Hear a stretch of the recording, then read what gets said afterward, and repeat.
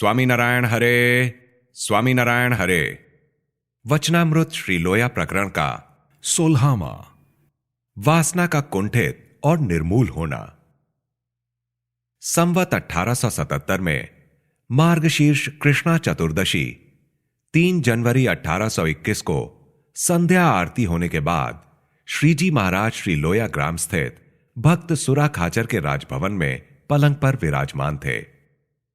उन्होंने श्वेत धोती धारण की थी, गरम पोष की लाल बगलमंडी पहनी थी, मस्तक पर श्वेत फेंटा बांधा था और दूसरे सफेद फेंटे से सिर को आकंठ लपेटकर नकाब किया था। उनके समक्ष सभा में परमहंसों तथा स्थान स्थान से आए हरिभक्त बैठे हुए थे। उस समय श्रीजी महाराज बोले कि समस्त परमहंस प्रश्नोत्तरी प्रारंभ करें। ऐसा कहकर उन्होंने स्वयमेव प्रश्न किया, जिसकी वासना कुंठित ना हुई हो और जिसकी वासना कुंठित हो गई हो तथा जिसकी वासना निर्मूल हो चुकी हो, उन पुरुषों के क्या लक्षण हैं? मुक्तानंद स्वामी इस प्रश्न का उत्तर देने लगे, किंतु वे यथार्थ उत्तर ना दे सके। तब श्रीजी महाराज ने कहा कि जिसकी वासना कुंठित नहीं है, उसकी इंद्रियों की वृत्तियां विषयों में लगती हैं तो विचार करने पर भी विषय से नहीं हटती, तथा जिसकी वासना कुंठित है, उसकी वृत्ति विषयों में तत्काल प्रवेश नहीं करती। कदाचित वृत्ति विषयों में प्रवेश कर भी जाए तो उस वृत्ति को लौटाने के प्रयास किए जाने पर वह तुरंत हट जाती है, किंतु वह विषयों में आसक्त नहीं होती। तथा जिसकी वासना निर्मूल हो गई है, उसे तो जागृत अवस्था में भी सुषुप्ति की भांति विषयों से अरुचि बनी रहती है। उसे भले बुरे विषयों के प्रति समान भाव रहता है और स्वयं गुणातीत रूप से रहता है।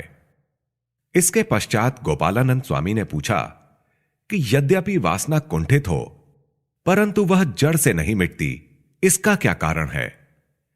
तब श्रीजी महाराज बोले कि इसका उत्तर यह है कि आत्मनिष्ठा रूप ज्ञान तथा प्रकृति के कार्य रूपी पदार्थ मात्र में अनासक्ति रूप वैराग्य तथा ब्रह्मचर्यादि रूप धर्म तथा महात्म्य सहित भगवान की भक्ति, ये 4 गुण जिनमें संपूर्ण रूप से रहते हैं, उनकी वासना निर्मूल हो जाती है। इन गुणों में जितनी न्यूनता रहती है, उतनी हद तक वासना निर्मूल नहीं हो पाती। फिर श्रीजी महाराज ने आगे कहा कि लीजिए, एक और प्रश्न पूछते हैं कि मुमुक्षु को भगवान की प्राप्ति के लिए जो अनेक साधन बताए गए हैं, उनमें ऐसा महान साधन कौन सा है जिसका उपयोग करने से सभी दोष नष्ट हो जाते हैं और समस्त गुण आ जाते हैं? परमहंस इस प्रश्न का उत्तर नहीं दे सके। तब श्रीजी महाराज ने इसका यह उत्तर दिया कि कपिल देव जी ने देवहूति को भगवान का महात्म्य इस प्रकार बताया है, मदभयाद वाति वातोयम सूर्यस्तपति मदभयात। इस तरह जो अनंत प्रकार के महात्म्य सहित भगवान की भक्ति करता है, उसके समस्त दोष नष्ट हो जाते हैं। यदि उसमें ज्ञान, वैराग्य तथा धर्म नहीं हो तो भी ये सब गुण आ जाते हैं। इसलिए यह साधन अन्य सभी साधनों में बड़ा माना गया है। श्रीजी महाराज ने पुनः प्रश्न पूछा, जो पुरुष कपटी तथा बुद्धिमान होता है, वह अपने कपट को मालूम नहीं होने देता। अब यह बताइए कि उसकी कपट भावना किस प्रकार ज्ञात हो सकती है? तब ब्रह्मानंद स्वामी ने इसका यह उत्तर दिया कि जिसका उठना बैठना उस सत्संग द्वेषी तथा संत एवं भगवान के विरुद्ध आक्षेप करने वाले के साथ होता हो, उससे उसके स्वभाव का पता लग जाता है, किंतु अन्य प्रकार से उसका स्वभाव मालूम नहीं होता। तब श्रीजी महाराज ने इस उत्तर को सुनकर सहमत होकर पुनः प्रश्न पूछा कि यदि उस सत्संग द्वेषी का वह संग ना करता हो तो उसे किस ढंग से पहचान सकते हैं? तब ब्रह्मानंद स्वामी ने कहा कि देश काल की कोई विषमता रहने पर उसका कपट ज्ञात हो जाता है। श्रीजी महाराज ने कहा कि यह ठीक उत्तर दिया। फिर श्रीजी महाराज ने प्रश्न किया, यह बताइए कि ऐसा कौन सा दोष है जिसके कारण समस्त गुण दोष रूप हो जाते हैं? तब श्रीपाद देवानंद स्वामी बोले कि जो पुरुष भगवान के भक्त से द्रोह करता है, उसके समस्त गुण दोष रूप हो जाते हैं।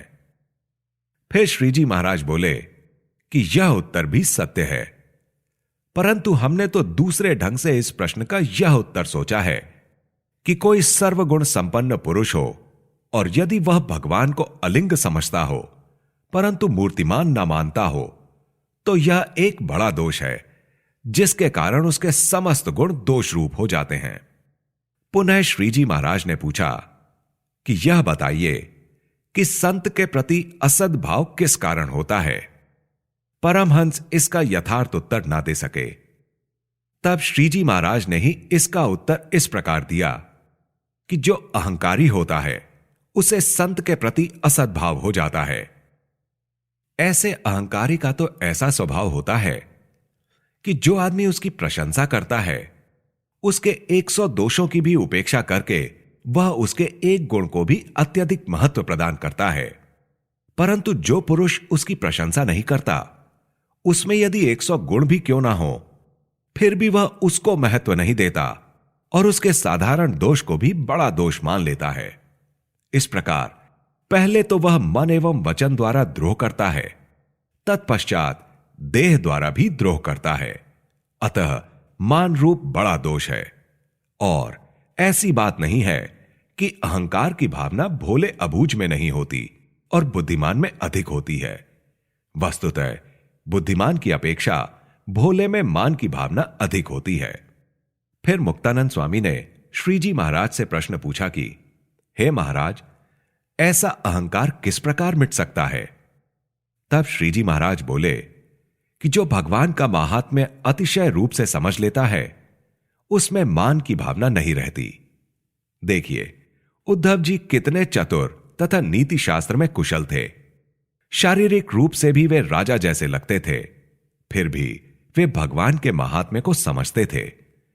अतः जब उन्होंने भगवान के प्रति गोपियों का स्नेह देखा तब उनके समक्ष अहम भाव नहीं रखा और वे इस प्रकार बोले कि मेरी यह इच्छा है कि इन गोपियों की चरण रज का जिन वृक्षों, लताओं, तृणों तथा गुच्छों से स्पर्श होता हो उनमें से मैं भी कोई हो जाऊं।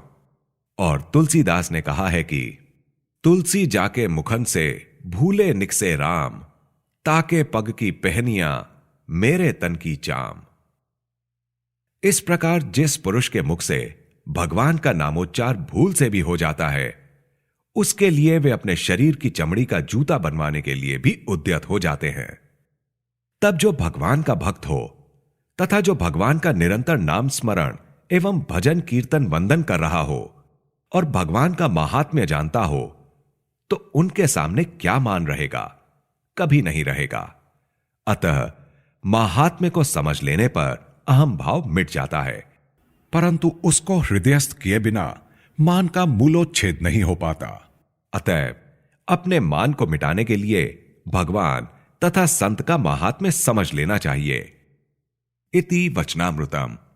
इस प्रकार से श्रीलोया प्रकरण का 16वां वचनामृत पूर्ण हुआ।